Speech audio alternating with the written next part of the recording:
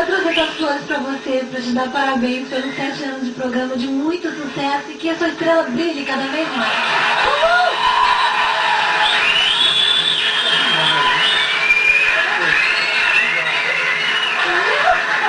Essa foi demais.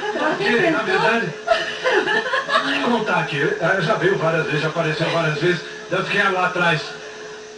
Aparece, ela de jeito nenhum. Aparece, de jeito nenhum. Agora vem lá pra mim. Você pensou que ia fazer uma surpresa pra mim, eu fiz pra você. Verdade. Eu vou estar aqui, porque na verdade você hoje vai cantar pra gente. Ih, mãe, agora ele se surpreende. Porque de inédito,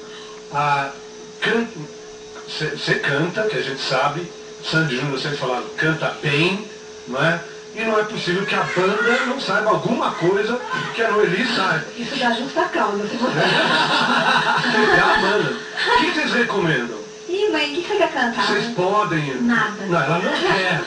O que ela vai... O quê? Atirei o pau no gato. Não.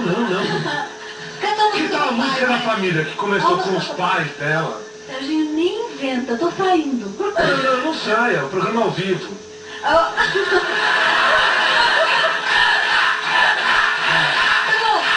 Eu canto com você. Eu canto com ela. Tá bom, canta Eu com ela. canto com você. Não. O que é que você foi fazer? Vamos lá, vai lá. Vocês ajudam, porque a letra a gente não sabe. Você tá vendo No o mato? mato Maria Chiquinha, Vai, mãe. o que é que você foi fazer no mato? Trava, corta, lenha, Genaro, meu bem. É que eu precisava, corta, lenha. Chega. Aí, tipo eu. Quem é que Que tava tava com com você, você, Maria? Maria Chiquinha. Quem é que tava com você?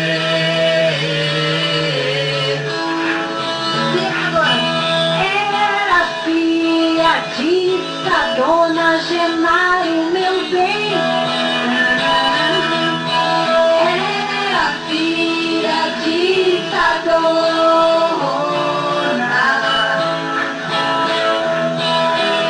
Nunca vi mulher de colote, Maria Chiquinha, eu nunca vi mulher de calote.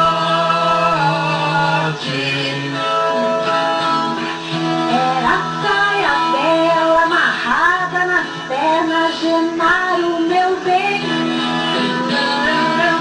Era a saia dela amarrada nas pernas.